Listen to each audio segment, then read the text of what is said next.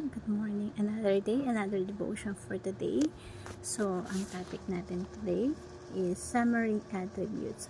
Ano ang dangerous sa napanalangin? So, ang verse natin is Isaiah 6 verse 1 to 8. So, and nakakatuwa, ito yung, so, pag sinabing summary attributes, ito yung summary attributes, ito yung kumbaga kung may isa-summarize mo yung katangian ng Diyos, ano yun. So sabi ng mga nag-aaral ng theology, nag-aaral ng Biblia, ito yung apat na yun.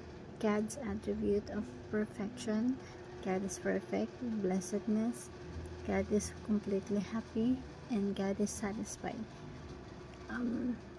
Hindi yung parang may something missing, parang may kulang sa kanya, hindi kagaya ng maraming ng tao, feeling nila may kulang. God is completely satisfied and happy.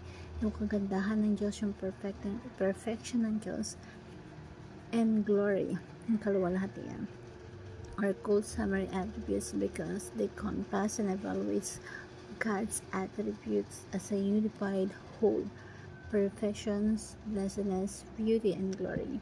So, ang topic natin for today is yung glory ng Diyos, yung kaluwalhatian ng Diyos. Sabi dito sa Isaiah chapter 6 verse 1 to 8. Yan. Sabi dito, in the year that King Uzziah died, I saw the Lord high and exalted, seated on the throne, and the train of his robe filled with the temple. So, si Prophet Isaiah, nakita niya yung kaluwalhatian ni Yahweh. Sasabi dito, nakita ko si Yahweh. And dito, hindi pwede makita si Yahweh kasi pag nakita mo si Yahweh, ikamamatay mo. Kaya yung mga unang panahon, pakaramdam nila, pag nakita sila ng visions, nakita nila si Yahweh, they terrified. Takot sila. Kasi pakaramdam nila mamamatay na sila. Kasi walang nakakita sa Diyos na buhay. Nakita ko si Yahweh na nakaupo sa isang napakataas na trono. Ang laylayan ng kanyang kasuotan ay nakalagtang sa buong templo.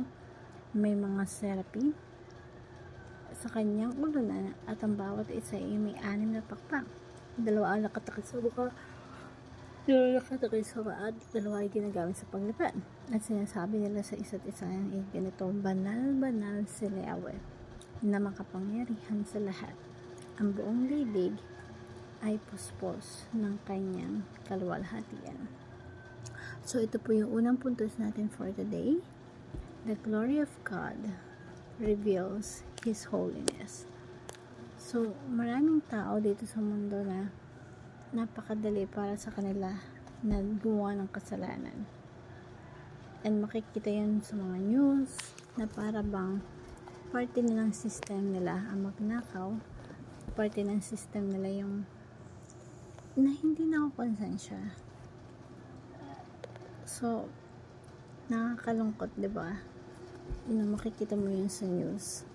So, kapag nagkaroon ka ng enkwentro sa Panginoon Diyos, kay Panginoon sa Kristo, or sa Isaiah, nakita mo yung glory ni Yahweh, nakita mo yung kabanalan ni Yahweh. So, yung mga anghel, mga banal na anghel, tinatakpan nila yung mukha nila, tinatakpan nila yung mga paa nila habang lumilipad sila. Kasi sinasabi nila, kasi sobrang banal sa Yahweh na hindi sila makatingin ng diretso kay Yahweh, na kailangan pa nilang takpan yung mukha nila. So yung mga anghel na itong wala itong kasalanan, malilinis to, pero nagtatakip pa ng mga dahil sa kabanalan ng ating Panginoon. So sabi dito, tinatakpan nila. 2 pakpak nakatakip sa mukha, 2 sa mga paa. Kasi tinatakpan yung paa, ginagamit sa paglalakbay. Parang yung picture, yung larawan, hindi pwede mo ipakita kahit yung maruming bahagi ng katawan dahil sa kabanalan ng ating Panginoon. Mga anghel na to nagtatakip pa ng mukha, diba? Sinasabi na, Holy, holy is the Lord Almighty. Mga kapat, ito yung Diyos na haharapin natin someday. Diyos na banal. At lahat ng ginawa natin dito sa mundo, ipagsusulit natin sa Diyos na banal. Isipin natin na lahat ng kasalanan natin na ginawa natin sa mundo, ipagsusulit natin sa Kanya. So, hindi pwedeng mamuhay tayo sa kasalanan. Hindi tayo pwedeng mamuhay sa kadiliman. Kasi someday, haharap ka sa Diyos ng liwanag. Makikita lahat ng ginawa natin dito sa lupa. So, the glory of God reveals His holiness. And at the same time, the glory of God reveals our sinfulness. Yung kaluwalhatian, ihahayag nito ang karumihan natin. Ang Diyos natin ay liwanag at lahat ng ginagawa natin sa dilim, lahat na pag gumagawa ka ng mali ng kasalanan, madalas ginagawa niya sa dilim or sa ilalim ng lamesa. Ang sakit. Yung hindi hayag, hindi lantaran, nasa ilalim, diba? So, parang tago. Yung kasalanan laging nasa dilim. Kapag ikaw napunta ka sa liwanag ng Diyos, mahahayag talaga kung anong klaseng pusong meron tayo. Kaya nga po malalaman po natin yung estado ng Diyos, yung estado ng puso natin pag normal lang sa Kanya gumagawa ng mali, kasalanan, pagnanakaw, alam mo nasa dilim sila. Pero kung ikaw ay nasa Panginoon, mahahayag ang laman ng iyong puso. Si Isaiah po ay propeta ng Diyos. Pero sabi dito, nakita niya yung kaluwalhatian na Yahweh, sinabi ko sa sarili ko na kawawa ako sapagkat ako'y isang makasalanan. So nakita niya yung kabanalan ng Diyos, nakita niya rin yung kanyang kasalanan kasi nahayag. Habang lumalapit ka sa Diyos, mahahayag ang iyong kasalanan.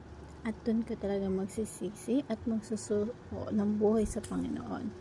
So, kawawa ako sapagkat ako'y isang makasalanan at mula sa lahing makasalanan ay papahamak ako.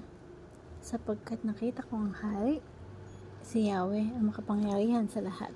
At ganun talaga yung mindset. And during their time, pag nakita mo si Yahweh, ikamamatay mo talaga. Dahil si Yahweh ay banal at tayo may kasalanan.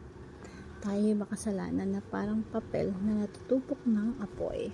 At ang Diyos, siya yung consuming fire. At kapag ikaw ay nalantad sa Panginoon, matutupok ka talaga. Yun yung understanding nila.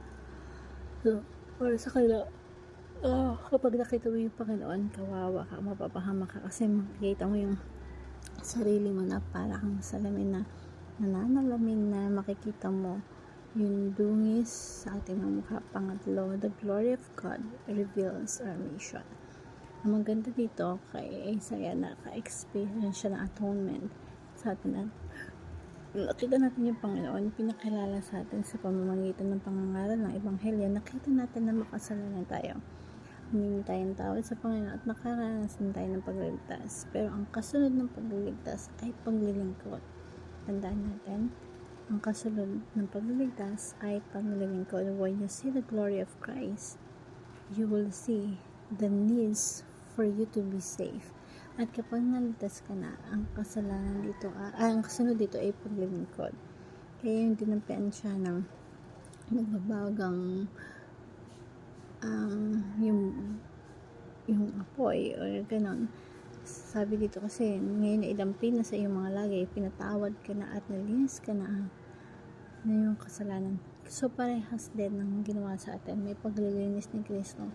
So ang mission, narinig ko ang tinig ni Yahweh at nagsasabi na sino ang aking ipapadala. So ito po yung verse natin for today. I hope meron kayong natutunan. Thank you everyone and God.